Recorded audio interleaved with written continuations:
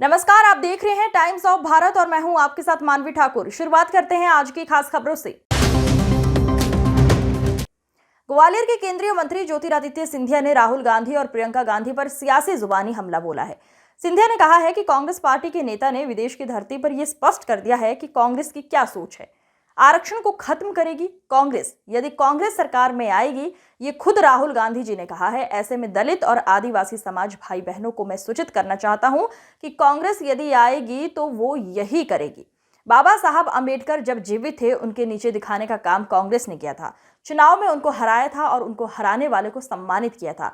जबकि भारतीय जनता पार्टी जब सरकार में आई थी तो हमारी पार्टी ने अटल बिहारी वाजपेयी जी के समय और प्रधानमंत्री मोदी जी के समय बाबा साहब अंबेडकर को देवता की तरह पूजा है। और 21वीं सदी के भारत में प्रधानमंत्री जी कह रहे हैं कि विकसित भारत, आत्मनिर्भर भारत बनाना है, दलित आदिवासी समाज को आगे बढ़ाना है। उसके तहत ही हमारी सरकार काम कर रही है। कल ही कैबिनेट में 80,000 करोड़ की जनमन योजना की स्वीकृति मोदी कैबिनेट ने दी है। एक आदिवासी समाज के गांव के लिए मूलभूत अधोसंरचना पहुंचने के लिए इसके जरिए काम होगा। जबकि दूसरी तरफ राहुल गांधी जी विदेश की धरती पर कह रहे हैं कि हम आरक्षण समाप्त कर रहेंगे। ऐसे में हमारे दलित आदिवासी समाज के भाई बहनों, जागो, उठो और हमें मिलकर इस कांग्रेस का सामना करना पड़ेगा। सिंधिया ने यह भी कहा कि कांग्रेस ही अब समाप्ति की तरफ है।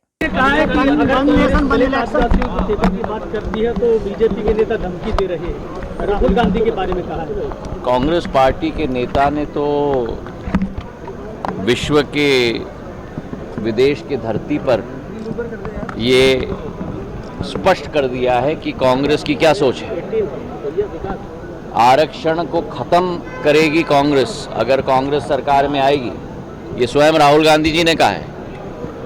तो अब मेरे दलित समाज, आदिवासी समाज के भाइयों और बहनों को मैं सचेत करना चाहता हूं कि कांग्रेस अगर आएगी तो जिस तरीके से बाबा साहब अंबेडकर जब जीवित थे उनको नीचे दिखाने का काम किया था, चुनाव में उनको हराया था,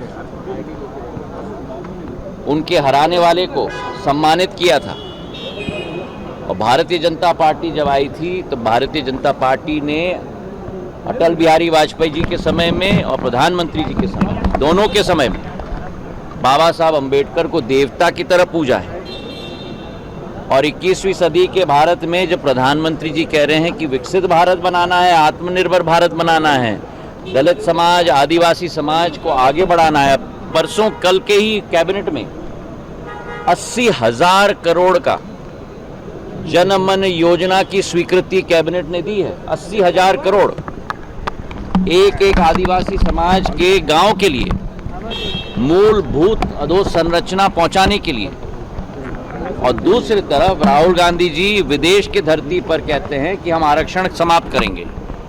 तो मैं कहता हूं हमारे दलित समाज के, हमारे आदिवासी समाज के भाई बहनों को अब जागो, उठो और हमें मिलकर इस कांग्रेस का सामना करना पड़ेगा।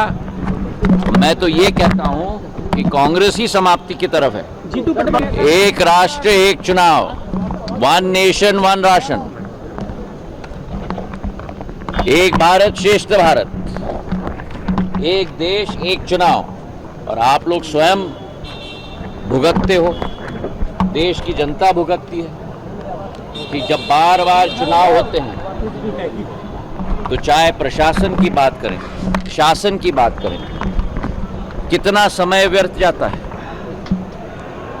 पुलिस को बार बार चुनाव के समय में तैनात करना पड़ता है पूरे देश में। ये निर्णय प्रधानमंत्री जी को मैं धन्यवाद अर्पित करना चाहता हूं। जैसे महिलाओं का आरक्षण का बिल पारित हुआ था संसद में, ये भारत के इतिहास में स्वर्ण अक्षरों में ये कदम भी लिखा जाएगा जहां सारे निकायों के चुनाव, लोकसभा और विधानसभा एक साथ, और 100 दिन के अंदर सारे निकाय के चुनाव एक साथ होंगे।